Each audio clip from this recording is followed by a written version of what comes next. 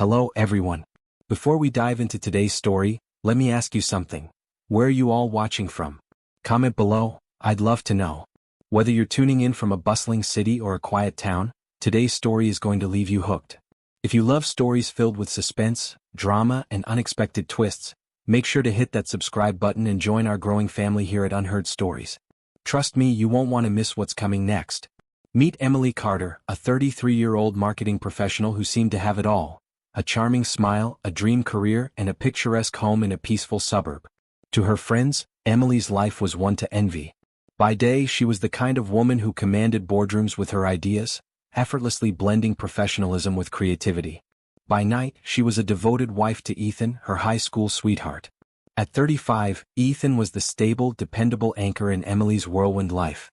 A software engineer by trade, he loved quiet evenings, good books, and planning for their future together. But behind the carefully curated image, cracks were forming in their seemingly perfect marriage. Emily often found herself restless. She loved Ethan, but as the years rolled on, the thrill and spontaneity of their younger days felt like a distant memory. Their conversations, once filled with dreams and laughter, now revolved around mundane topics: grocery lists, utility bills, and the unspoken pressure of having children. Ethan, for all his love and patience, couldn't quite understand the yearning Emily felt for excitement, for the adrenaline rush of being somewhere new, someone different. Her weekdays were a monotonous cycle of morning commutes, endless meetings, and hurried dinners. Evenings at home were quiet, too quiet for someone who craved energy and vibrancy. She loved her husband's steadiness but missed the fire of their youth. The weight of her responsibilities, their mortgage, their carefully planned life, felt suffocating at times. And then there was Laura, Emily's best friend and confidant. Laura was everything Emily wasn't: bold, impulsive, and unapologetically free-spirited.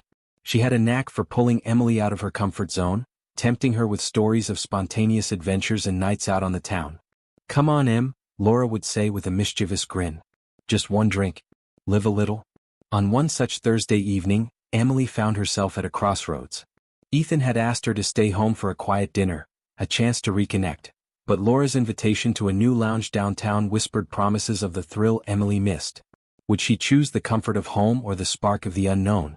If this has you intrigued, buckle up, because this story is about to take you on a roller coaster of emotions: betrayal, revenge, and a dose of unexpected redemption. Before we get started, don't forget to subscribe, like, and share this video so more people can join the journey. Let's get into it. Emily Carter's life was, by most accounts, a picture of success. Her days were neatly divided between her bustling career in marketing and the home she shared with Ethan in a quiet suburban neighborhood. Their house was modest but cozy, a two-story structure with a bright red door and a small garden Ethan diligently tended to every weekend.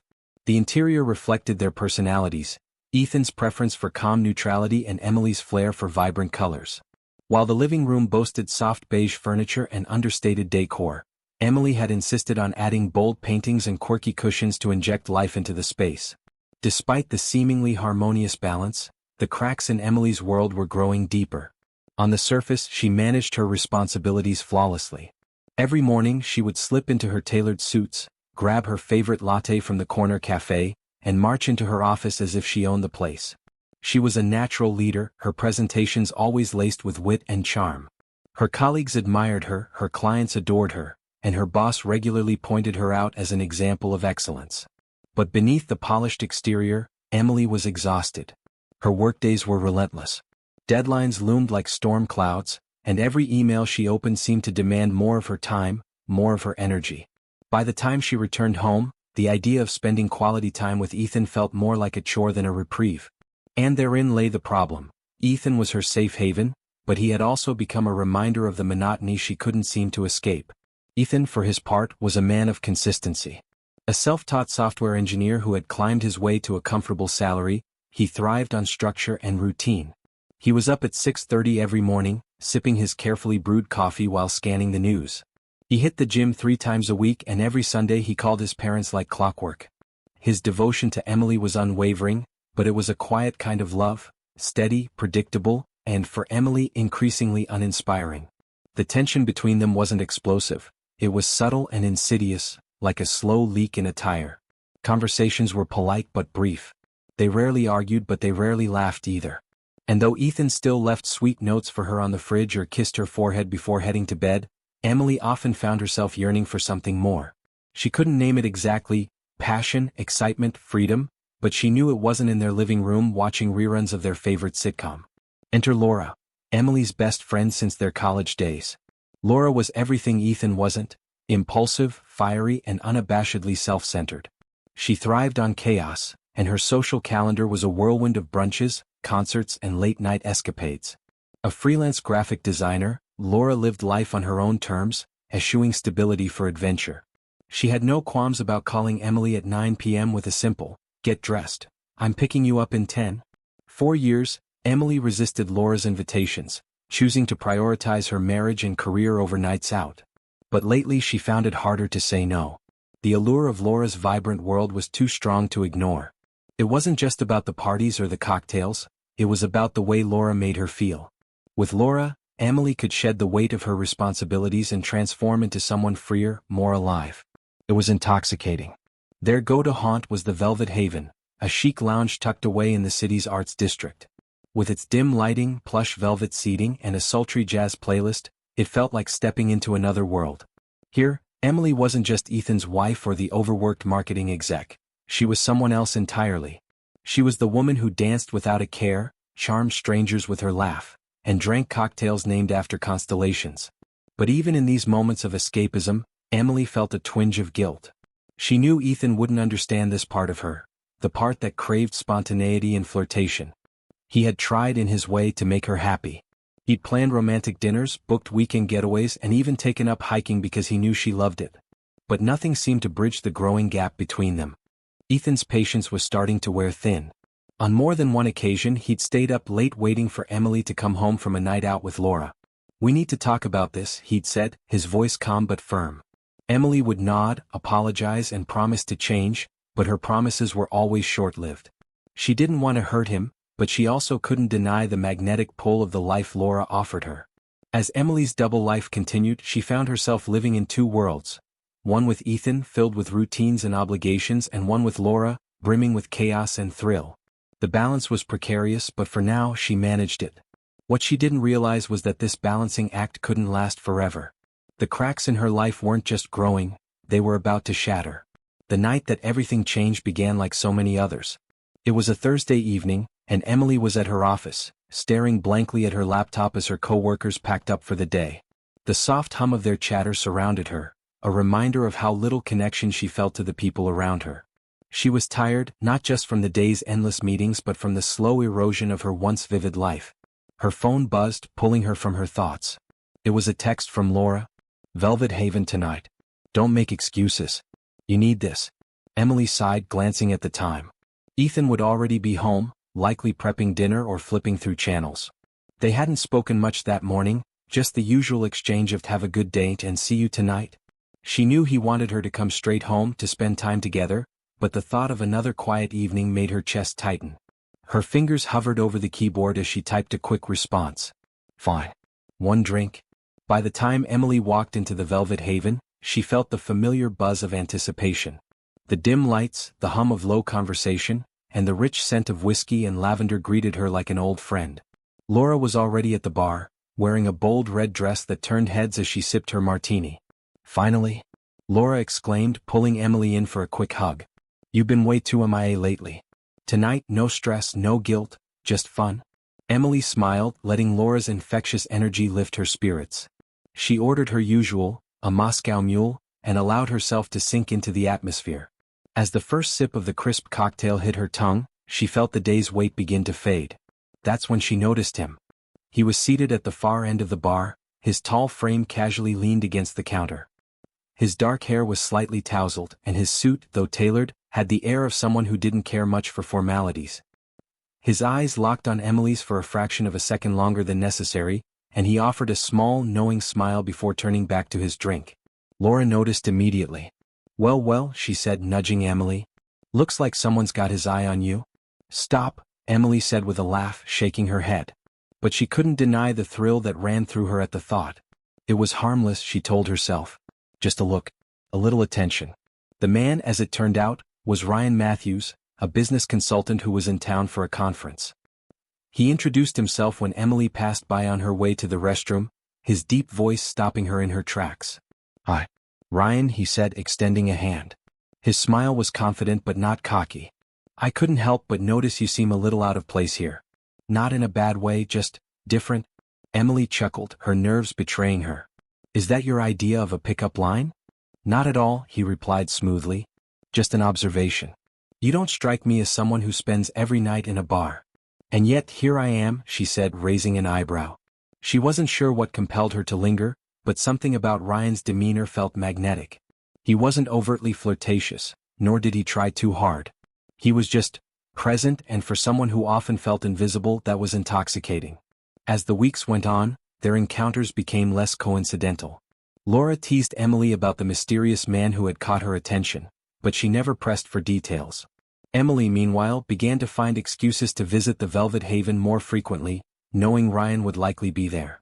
Their conversations deepened, shifting from casual banter to more personal territory. He talked about his job, his travels, and his failed engagement 2 years ago. Emily shared stories of her college days, her career, and, eventually, her strained marriage.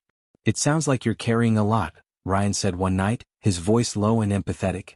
"But when you're here, I don't know. You seem lighter." Emily nodded, her gaze fixed on her drink. "This place feels like an escape. Like I can breathe again." "Maybe you need more of that," he suggested, his eyes searching hers. It wasn't long before their interactions crossed a line Emily had never intended to cross. It happened after one particularly emotional conversation about her marriage. Ryan had placed a comforting hand on hers, his touch sending a jolt through her. She looked up, and before she could think, their lips met, a kiss that was both hesitant and electric. In the days that followed, Emily found herself grappling with a whirlwind of emotions. Guilt gnawed at her, but it was drowned out by the thrill of her connection with Ryan. She convinced herself it wasn't a full betrayal. It wasn't as though she didn't love Ethan, she did. But Ryan offered something Ethan couldn't, a reprieve from the mundane. When she was with Ryan, she felt seen, desired, and alive. Her double life became a carefully constructed balancing act. By day, she played the role of devoted wife, attending dinner parties with Ethan and nodding along as he talked about his projects. By night, she indulged in stolen moments with Ryan, their meetings always cloaked in secrecy. She told herself it was harmless, that she had control. It wasn't like she was planning to leave Ethan after all. This was just something for her. But the deception was exhausting.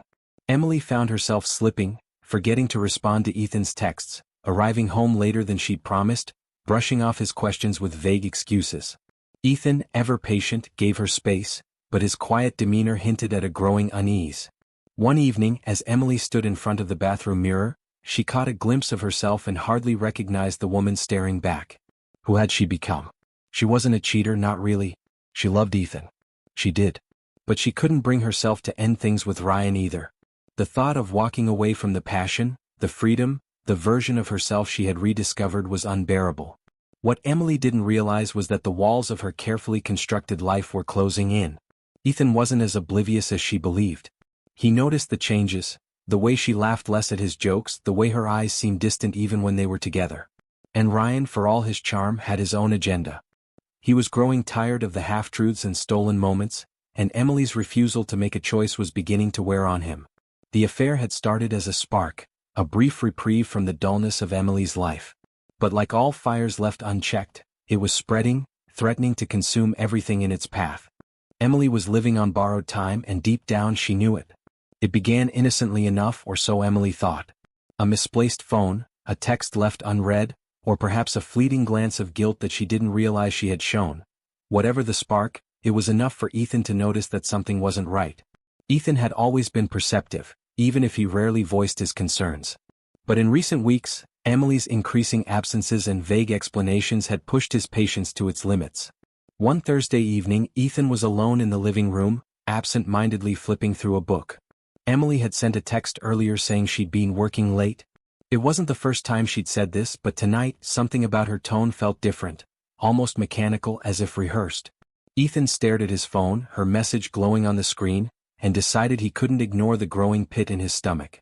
It wasn't a decision he made lightly. Ethan had never been the type to invade Emily's privacy. Their relationship, he believed, was built on trust. But the little things had added up. Too many late nights, too many half-hearted apologies, and a growing emotional distance that no amount of dinners or weekend getaways seemed to fix. That night, Ethan opened Emily's laptop. It sat on the kitchen table where she'd left it, her password still the same as it had been for years, their wedding date. His hands trembled as he typed it in, torn between his fear of what he might find and the hope that he was wrong.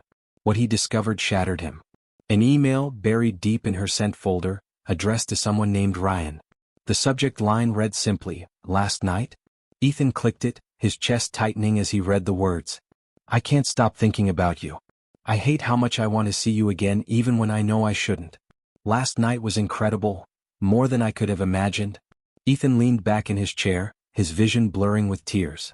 It wasn't just the words, it was the way she wrote them, with a tenderness and longing he hadn't seen from her in years. A tenderness he had believed was still his to share. When Emily arrived home later that night, Ethan was waiting. She stepped through the door, her heels clicking on the hardwood floor, and froze when she saw him sitting at the kitchen table.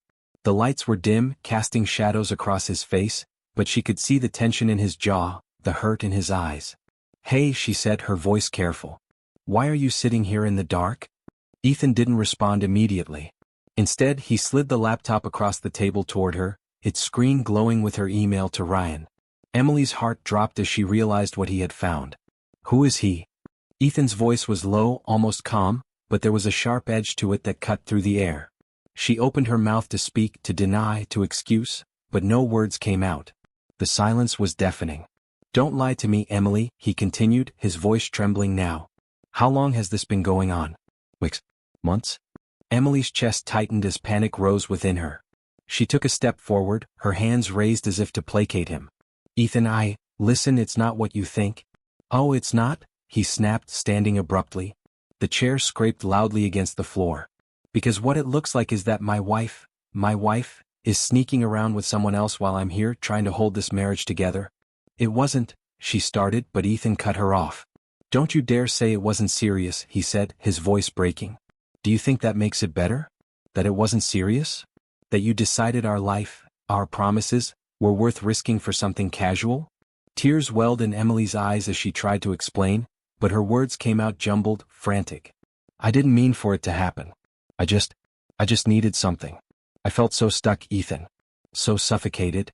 Ethan let out a bitter laugh, running a hand through his hair. "Suffocated? Emily, do you think I haven't noticed how distant you've been? Do you think I haven't tried to make things better? But every time I reach out, you pull away. And now I find out this is why?"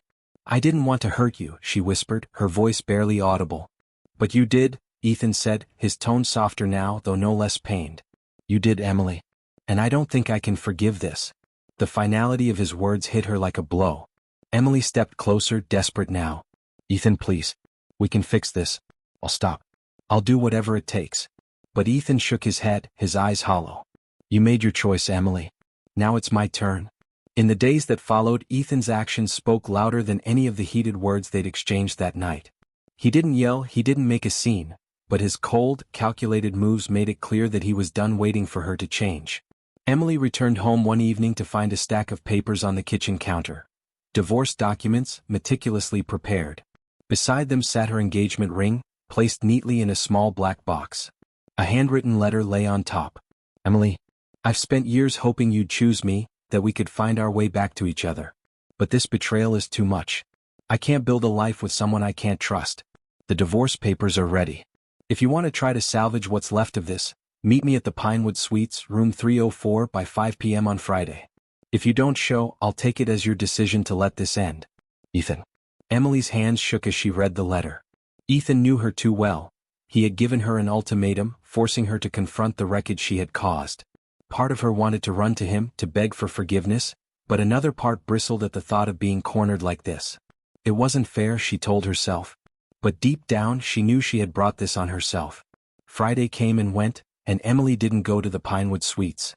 She convinced herself Ethan would cool off, that he'd return home and they could talk things through. But Ethan wasn't bluffing. When she arrived home that evening, the house was dark, eerily silent. On the kitchen counter, where the divorce papers had been, there was now only a single envelope.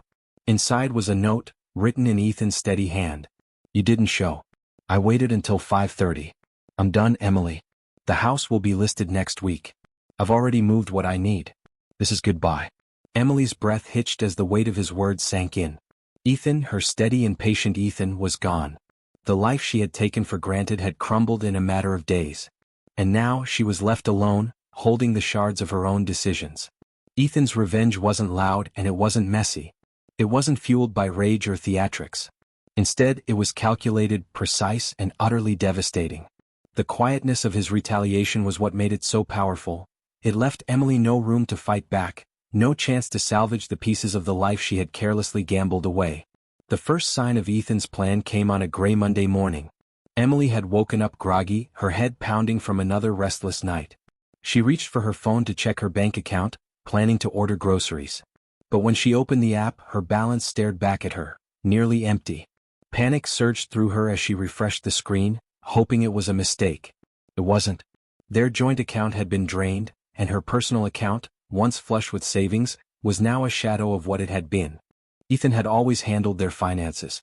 It wasn't because Emily wasn't capable, but because she found it boring and he was meticulous. Now, that meticulousness had been turned against her. Ethan had planned this for months, moving funds into accounts she couldn't access, ensuring that if she betrayed him, she'd be left with little to fall back on. Emily grabbed her phone and dialed Ethan, her hands trembling. The call went straight to voicemail. She left a message, her voice cracking with desperation. "Ethan, please call me. I don't understand what's happening." But deep down she did. Later that day, Emily received a call from her lawyer. The voice on the other end was cold, professional, and unyielding. "Ethan has officially filed for divorce," the lawyer explained. "He's requested an expedited process. And he's presented substantial evidence of infidelity, which could impact your claim to any marital assets." The words hit Emily like a sledgehammer. Substantial evidence? How had he even? Then it clicked. Ethan must have been gathering information for months, quietly building a case against her while she was blissfully unaware. The thought made her stomach churn. She had underestimated him completely, assuming his quiet demeanor meant he would forgive and forget as he always had. But Ethan wasn't forgiving her this time. The second wave of Ethan's retaliation came in the form of public fallout. Emily had always prided herself on her reputation at work. She was the star of her marketing team, the one her boss pointed to as an example. But when an anonymous report landed on her HR department's desk, detailing her frequent absences and erratic behavior, everything changed. The report was thorough, damning. It included dates of her late arrivals, unexplained absences, and even a mention of her growing reliance on alcohol, a problem she had tried to keep hidden. It didn't take long for whispers to spread through the office. Colleagues who had once admired her began to avoid her. Meetings grew tense, her authority undermined by skeptical glances and passive-aggressive remarks. "You've been a valued member of the team, Emily," her boss said during a closed-door meeting. "But this situation is becoming a distraction. I think it's best if you take a step back and focus on getting your personal life in order." Humiliated, Emily resigned on the spot. As she packed up her desk, the stares of her coworkers burned into her back. She left the office that day with a single box of belongings and a bitter lump in her throat. Ethan wasn't done. The house, their sanctuary, was listed for sale within weeks. Emily had assumed he was bluffing, that he wouldn't actually go through with selling the place they had made their home. But the real estate sign on the front lawn was undeniable. Ethan had moved out completely, taking only what he needed and leaving the rest for her to deal with. The once cozy home now felt like a shell, its warmth stripped away by his absence. When Emily tried to reach out to him, via phone, email, even mutual friends, he was unresponsive. The silence was deafening. Ethan had cut her off entirely, and with every unanswered message, the reality of her situation became clearer. She was truly alone.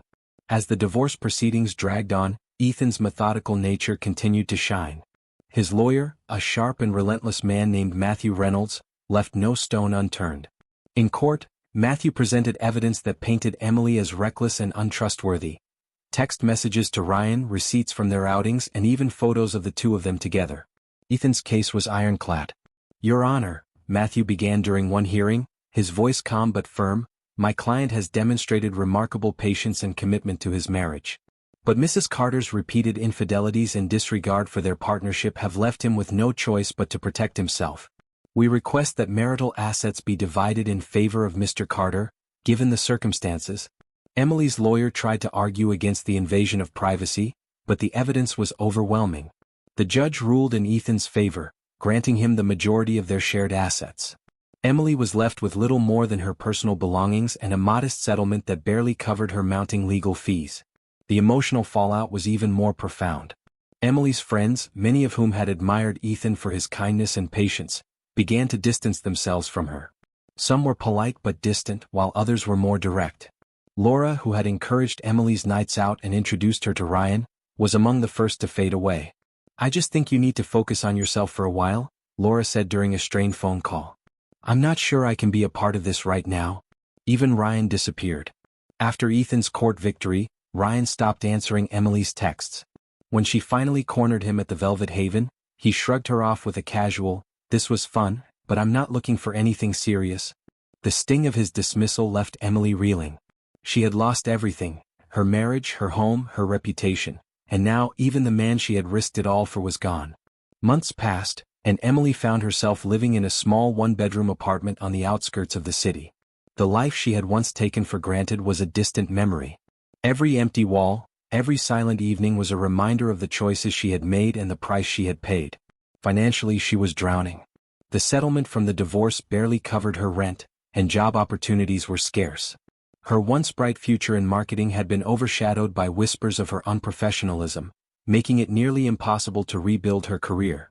She took a part-time job at a boutique to make ends meet, the long hours and meager pay a stark contrast to the life she had known. Emotionally, she was hollow. Nights at the Velvet Haven no longer held their allure. The lively conversations and sultry atmosphere felt empty, a reminder of the woman she had been, a woman she no longer recognized. The vibrant, confident Emily who had once commanded attention was now a shadow of herself. Ethan's revenge wasn't about destroying her, it was about showing her the consequences of her actions. And it worked. Emily's carefully constructed life had crumbled, leaving her with nothing but the painful truth: she had traded stability and love for fleeting thrills, and in doing so, she had lost everything. The realization was crushing, but it also planted a seed of something unexpected: a desire to change. For the first time, Emily began to confront her own flaws, to understand the choices that had led her here. Ethan had moved on, but his revenge had forced her to look in the mirror and face the person she had become. Whether she could rebuild her life was uncertain, but one thing was clear: the road ahead would be long and the scars of her betrayal would remain. In the weeks after the divorce was finalized, Emily Carter found herself alone in her small one-bedroom apartment, the silence pressing down on her like a weight she couldn't escape. Her once bright future, the one filled with career success, love and stability, now seemed like a cruel joke, a life she had squandered because she hadn't appreciated what she had until it was gone. At first, she tried to keep herself busy. She cleaned obsessively, redecorating her modest space in an attempt to make it feel less like a punishment and more like a new start. She told herself it was just temporary, that things would improve if she kept moving forward. But every corner of the apartment seemed to echo with memories of the life she had lost. The once cozy suburban home she shared with Ethan was gone, sold to a young couple who would now build their dreams there. The thought brought tears she tried to suppress, but more often than not, they spilled over. One evening, as she scrolled through her phone, she stumbled upon a folder of old photos. There were pictures of her and Ethan on their vacations, laughing in the sand, holding hands at sunset, their faces lit with the kind of happiness that felt worlds away from where she was now. For the first time, Emily allowed herself to truly feel the loss, no longer shoving the guilt and regret into the corners of her mind. A week later, Emily attended her first therapy session. It wasn't her idea. Her friend Rachel, one of the few people who had stuck by her, had pushed her to go. "You need to talk to someone, Em," Rachel had said firmly. "You can't keep carrying this alone." Emily was hesitant at first, nervous about laying her soul bare to a stranger. But as the sessions progressed, she began to see the value in confronting the choices that had led her here. Her therapist, a kind but direct woman named Dr. Harper, helped her unpack the layers of her actions. "You've been running from yourself for years, Emily," Dr. Harper said during one session. "You sought excitement and validation outside your marriage because you didn't know how to address the emptiness you felt inside." The words stung, but they were true. For the first time, Emily began to see that her choices had been driven by her own insecurities and unmet needs, not by anything Ethan had done wrong. She had always blamed the monotony of their life together, but in reality, the problem had been her inability to communicate and seek fulfillment in healthier ways. Emily's days started to take on a new rhythm, one she built slowly and deliberately. She took up journaling, writing down her thoughts and feelings each morning. At first it felt awkward, but over time, it became a way to process her emotions and track her growth. She also returned to old hobbies she had abandoned during her years of chasing thrills. Painting, which had once brought her peace, became her sanctuary again. She spent hours creating vibrant landscapes and abstract pieces, pouring her feelings onto the canvas. Financially, things were still tight, but Emily managed to find a new job, this time at a smaller marketing agency that didn't care about her past reputation. It wasn't as glamorous as her previous role, but it gave her a sense of purpose and stability. She worked hard, determined to prove to herself that she could rebuild from the ground up. One Saturday morning, while on a solo hike, a habit she had picked up again, Emily found herself standing at the edge of a scenic overlook, staring out at the rolling hills. For the first time in what felt like years, she felt a sense of clarity. She couldn't undo the mistakes she had made and she couldn't bring back the life she had lost, but she could decide what came next. And for the first time, she felt ready to move forward. Emily also began to make amends where she could. She reached out to Ethan, not to beg for reconciliation but to apologize. It wasn't easy, she agonized over the words for days before finally sending a letter. Ethan, I know I'm the last person you want to hear from and I don't expect forgiveness. But I need to say this, I'm sorry. Not just for the affair but for taking you for granted, for breaking your trust and for the hurt I caused. You deserved better. I hope you found peace and I want you to know I'm working on becoming a better person, not for anyone else but for myself. Thank you for the years we shared. I'll always be grateful for them. She didn't expect a response and for a while none came. But weeks later she received a brief email from Ethan. Emily, thank you for your letter. I've moved on and I hope you do too. I'm glad you're taking steps to grow. Take care of yourself. Ethan. The message was simple but it brought a surprising sense of closure. For the first time, Emily felt that she could let go of the guilt and start to truly heal. Months turned into a year and Emily's life, while far from perfect, began to feel like her own again. She had downsized her expectations, focusing not on finding the next thrill but on building a life grounded in authenticity. She reconnected with old friends, rebuilt her career, and even started volunteering at a local shelter, finding joy in helping others. One crisp autumn afternoon, as she sat on a park bench watching the leaves fall, Emily realized something profound. She had spent so much of her life chasing external validation, through work, through men, through the illusion of freedom, that she had forgotten how to validate herself. Now she was learning how to do that. It was a slow process but it was real. Emily still carried the scars of her past, but she no longer let them define her. She had learned the hard way that life wasn't about avoiding mistakes, it was about what you did afterward. And as she looked toward the horizon, she allowed herself to hope for a future she could build with honesty and intention. As Emily sat on that park bench, watching the golden hues of the sunset dip behind the city skyline, she felt a sense of peace she hadn't known in years. Her life was far from the picture-perfect dream she once had, but it was real and it was hers.